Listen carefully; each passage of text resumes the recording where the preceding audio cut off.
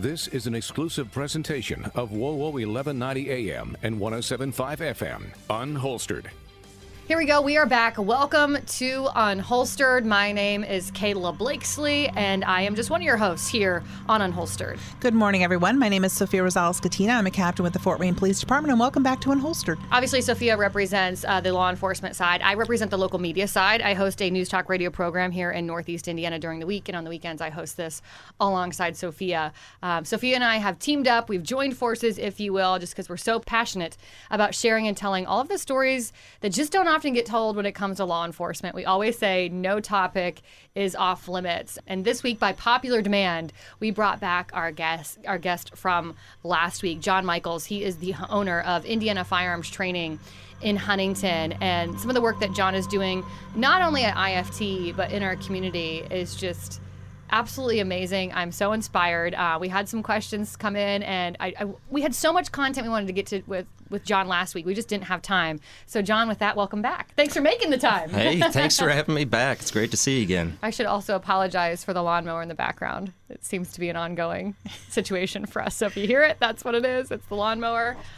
But Sophia, I first and foremost, too, also want to point this out. Something that came to light last week when we were all chit-chatting, and we were chit-chatting about some of the classes and the courses that John and his instructors teach there at IFT, we learned just how forward-thinking the Fort Wayne Police Department is. What I did not know, and I wouldn't have known it had we not brought John in, is most police departments, when they're clearing a scene, they have to clear that scene before medical can come in and address any bleeding out, if you will, persons from a mass shooting or any kind of shooting situation. But what I learned last week is that's not the case here in Fort Wayne with the Fort Wayne PD.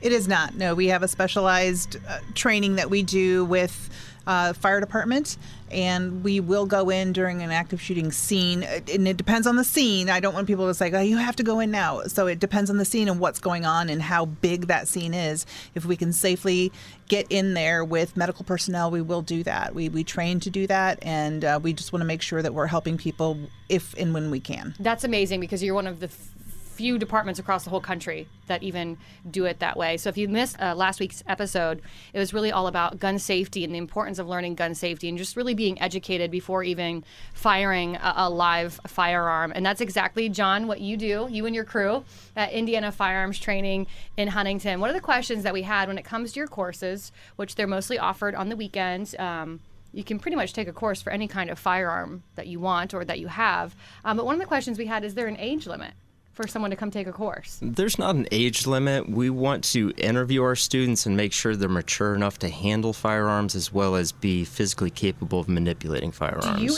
who does that interview process? I will do the initial, and then we have a licensed mental health counselor that also comes into the process. What's the youngest student you've had? We've had some 12-year-old girls, and they've done just fine. The instructors are very, very close to the students when they're on the firing line, so we keep good control, and we do a lot of vetting throughout the class as well. People will handle firearms without any live ammo in the building. I get to see how their gun handling skills are long before we introduce live ammo. I would assume you need parental consent, though, If you're under 18, okay. You're going to have a parent with you, but we'll still allow you in the class. For folks who don't know it, we talked about it last week. I plan on taking one of the entry-level courses for my handgun. You can find all of the courses online, indianafirearmstraining.com. I encourage you to go there and check it all out and listen to last week's episode to learn more about IFT. But, John, we really wanted to bring you back because we didn't really get to spend hardly any time talking about use of force training, use of deadly force training, or just what to know about if you use of force. And I think this is an important topic because I have tried to do a lot of legwork to find a place to get some training for my handgun. Went to 3 other spots before I found you. And I did have some minimal training at one location here in town. And I actually asked the question about, hey, if I'm in my home and someone's robbing me of my TV, whatever, robbing me, what are the consequences of me shooting that person? And there really wasn't a great answer. I kind of felt like I was left without a lack of knowledge. And if you know me, you know that I seek the facts. I'm a big researcher. And before I decide to carry a firearm with me anywhere and bring one out if there's a thief in my home, knock on wood, I want to know what the heck I'm doing and be well educated on my rights and the law and whatnot. So that was one of the things I really wanted to get to with you, that we didn't have time to do that. But I'm curious, at your classes, do you teach that as well? We will answer questions about gun law, but I offer free gun law workshops You throughout do? the week. Absolutely. In the evenings. Yeah, there's a free section on my website. I highly recommend everybody go there and soak it up. There's some good stuff. Okay, well, let's soak it up right now. What can you tell us about, use of deadly force? Let's say you do that. What happens? There are a lot of variables in this, but there's a lot of laws that folks just don't get exposure to, and that's why I offer the free workshops. I think it's only fair that people know the consequences of their actions should they have to use their firearm or a knife or empty hand. Okay, knowing the consequences of your actions, walk me down that road. I'm going to use the situation of my home. I'm being robbed. I shoot the person robbing my home. He dies. What happens? Obviously, the police are going to be called. Police will be called.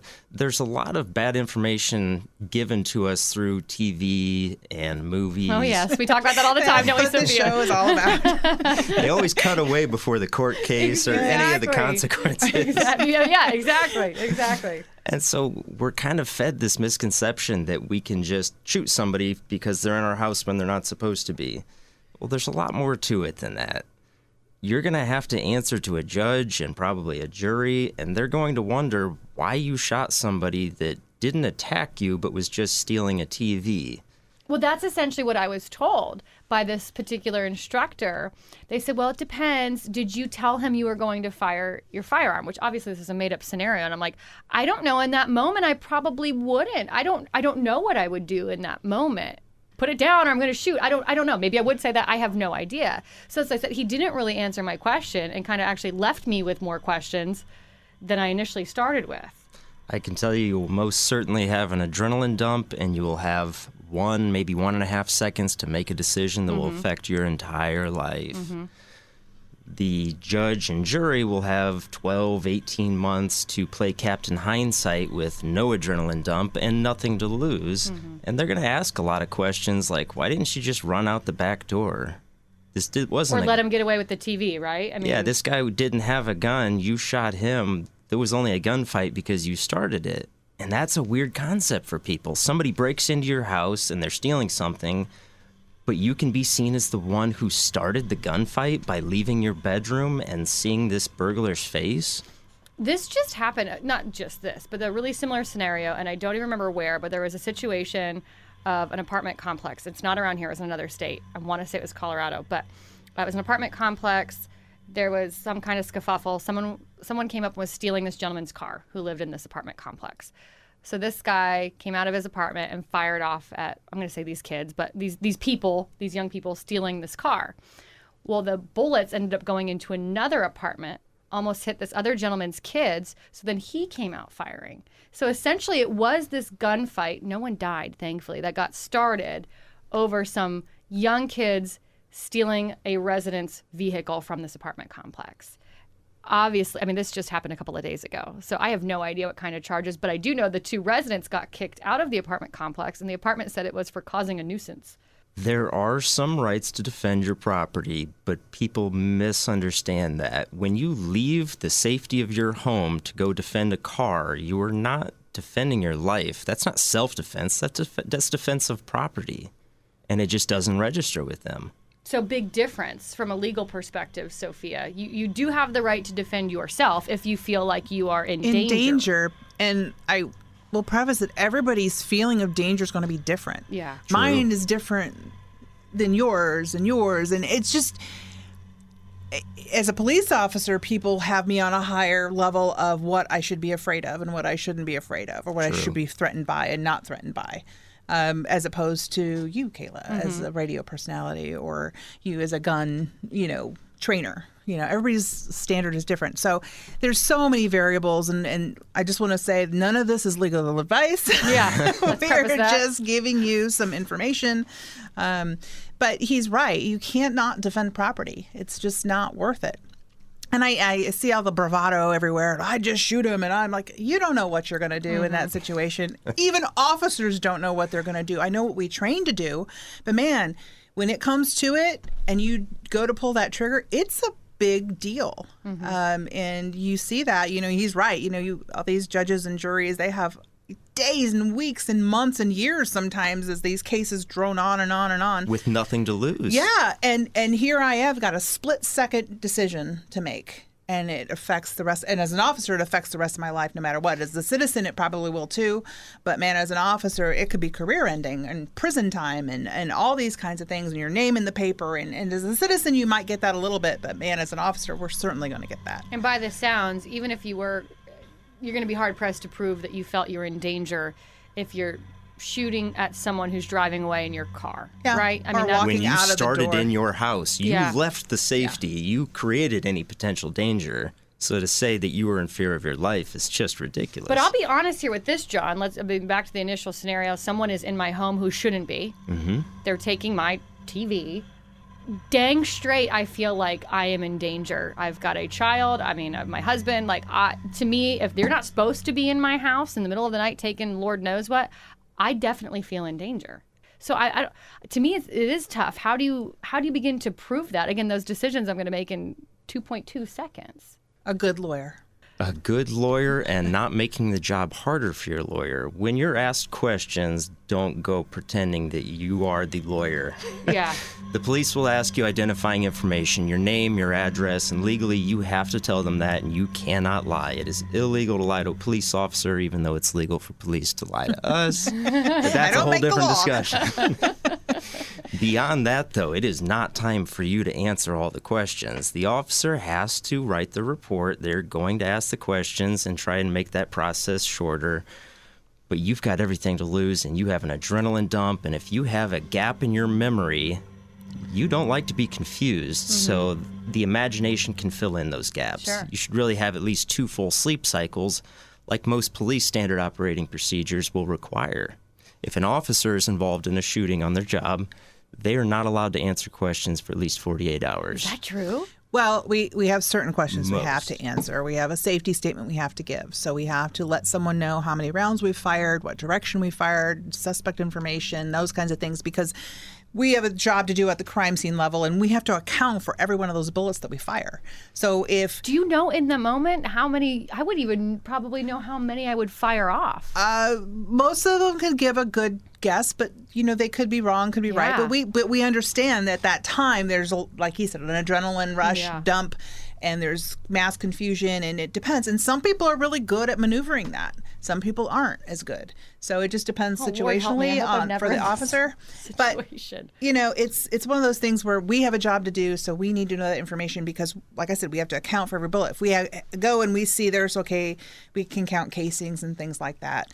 But if it's in an open area, then we have to figure out, okay, where could this bullet have traveled? Can it travel into a house? We have to check the houses, make sure no one was hit by anything that wasn't on target.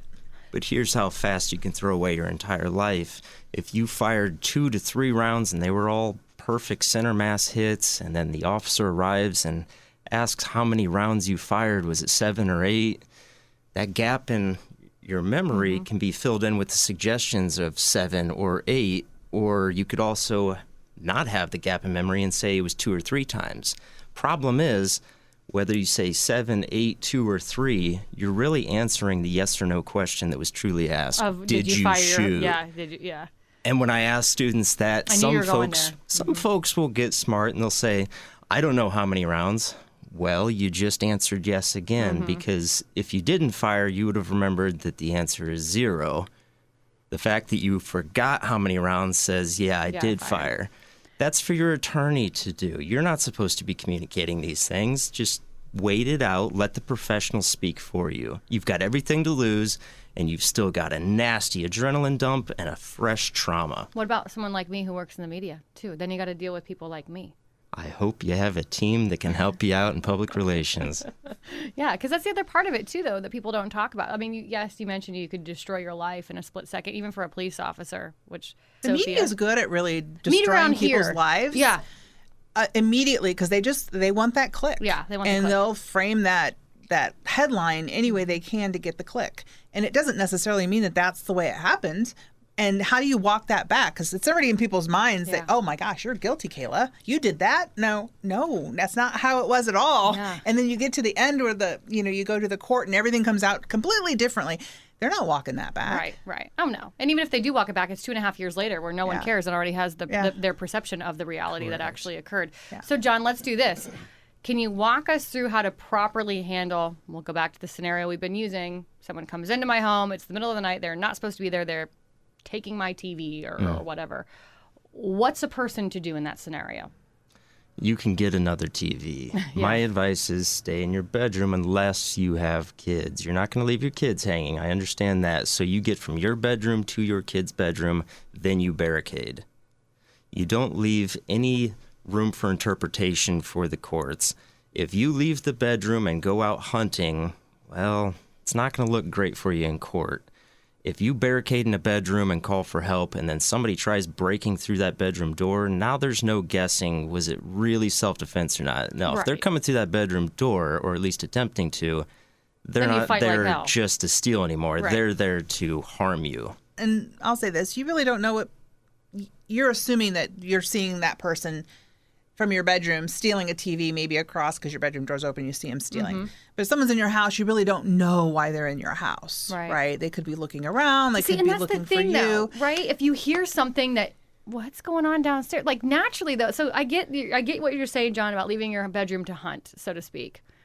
But isn't that naturally what you do almost in that moment? Like to see what the noise is. Yeah, to see what the noise is. Like I would probably say, honey, I'd probably wake up my husband and be like, can you go check that? I'll go over to baby girl's room. Oh, send him in. Right. Right. I would say immediately if you hear something downstairs, just call 911. Yeah. Girl, you know I'm calling you. Been there, done that. And just call 911 and they'll have you stay on the line while they dispatch officers. At least get him started that way. It could turn out to be nothing. You could go, you say, honey, go up and go down. Yeah.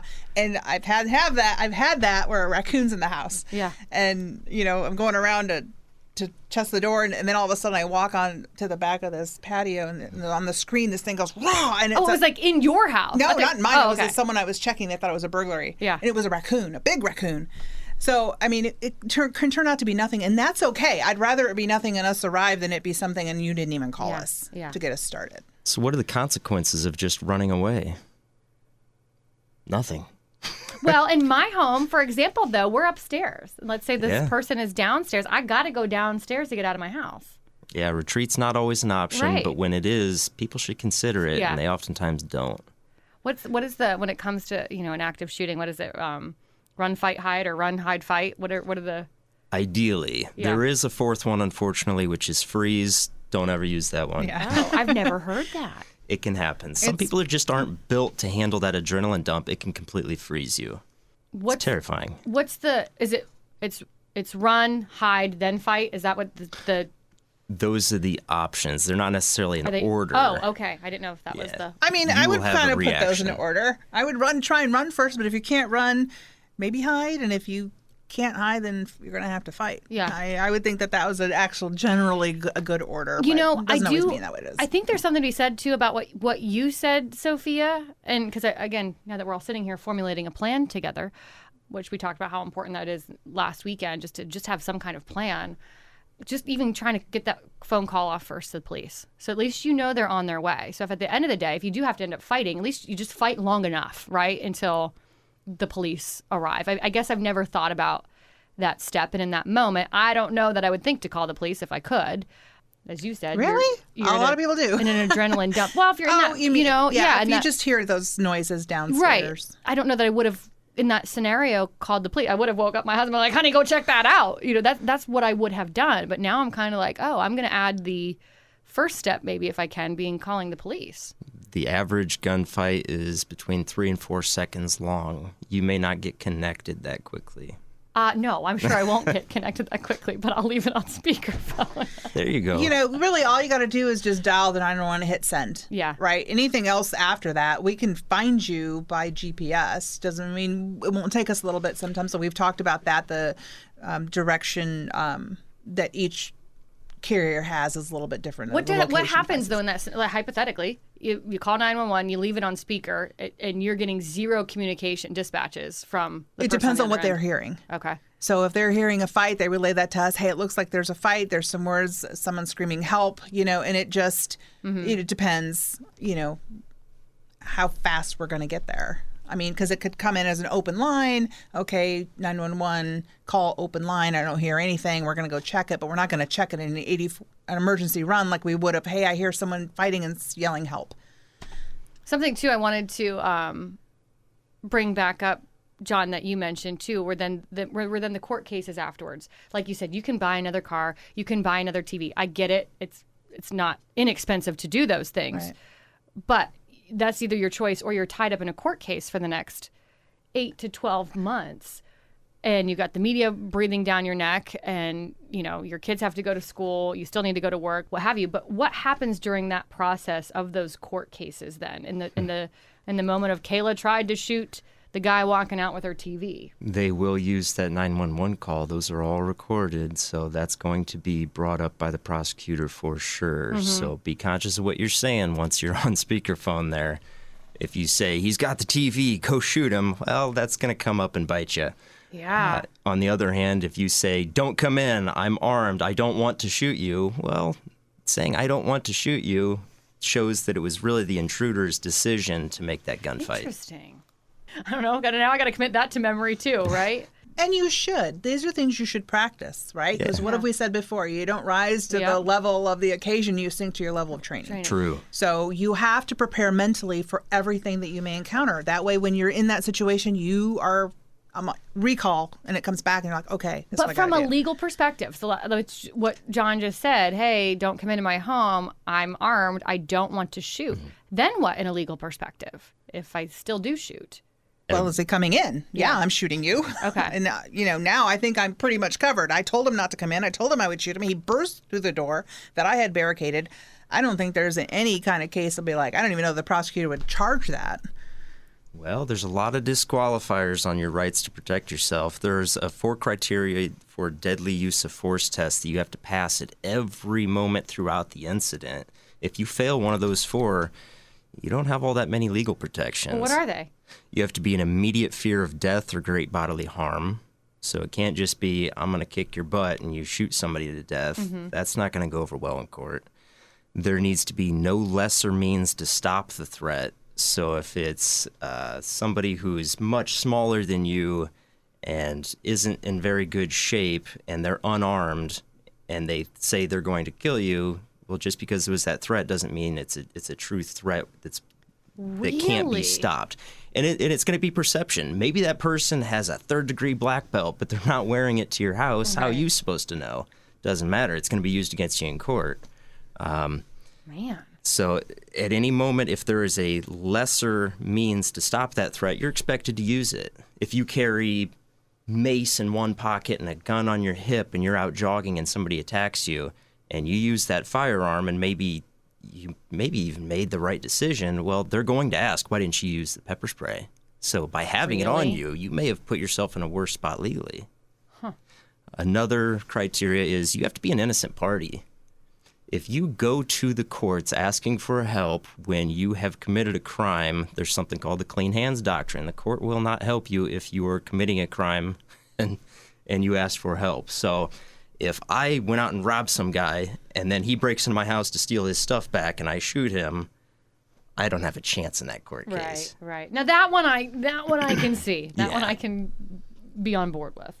Or maybe I got in a bar fight with him and then he broke into my house. Same thing. I'm not an innocent party at that point. And there's a lot of variables even to those because it's like stature of the person. Is it a woman? Is it a man? Or is it a man, female, to male? Absolutely. Because males are generally stronger. Even as a female, even though I'm an officer, if I'm in a fist fight with a guy, I am potentially out muscled. I mean, not potentially, probably 90% of the time.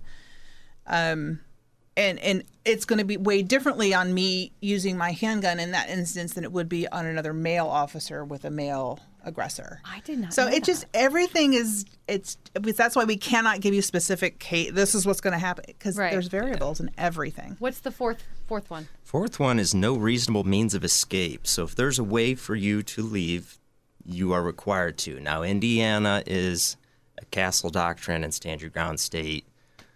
but people get stuck on that. They hear, oh, yeah, castle doctrine states, so if somebody comes into my house, I can waste them. No, you're still going to be held to these other criteria, and you're still going to be judged by people who have nothing to lose, and they're going to be specifically hand-selected to not be a pro-gun jury. There's never been and never will be a pro-gun jury. Yeah. The jury selection will always weed out the pro-gunners.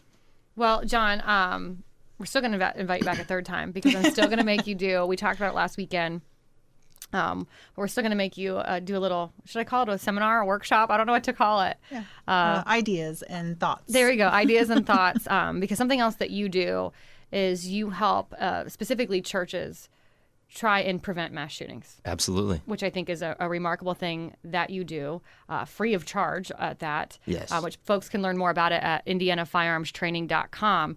But I wanted you to come back in the future. I'll give you some time to think about this because it's obviously we're not a church, but I want you to kind of come on and give that same spiel, if you will, just to all listeners, whether they're small business owners, whether they're teachers or, I don't know, radio station owners, just kind of some of your best talking points, if you will, to not only prevent the mass shooting, but the what do you do during, what do you do after, what do you do moving forward? There are still so many factors, I think, there to talk about as well, but obviously we're way out of time, which happened to us last week as well. So you still have to come back a third time, John. You're not off the hook. I'd love it. Thank you. John Michaels, he is the owner of Indiana Firearms Training in Huntington. Look him up online, indianafirearmstraining.com. And if you missed last weekend's show, you can download it now anywhere you download a podcast. Just search for Unholstered. Your town, your team, your topics. This is Unholstered. Thanks for listening to Unholstered. Be sure to subscribe to us on Spotify, Apple, or wherever you listen. And remember, you can listen every Saturday morning at 10:30 on WOWO 1190 and 107.5 FM.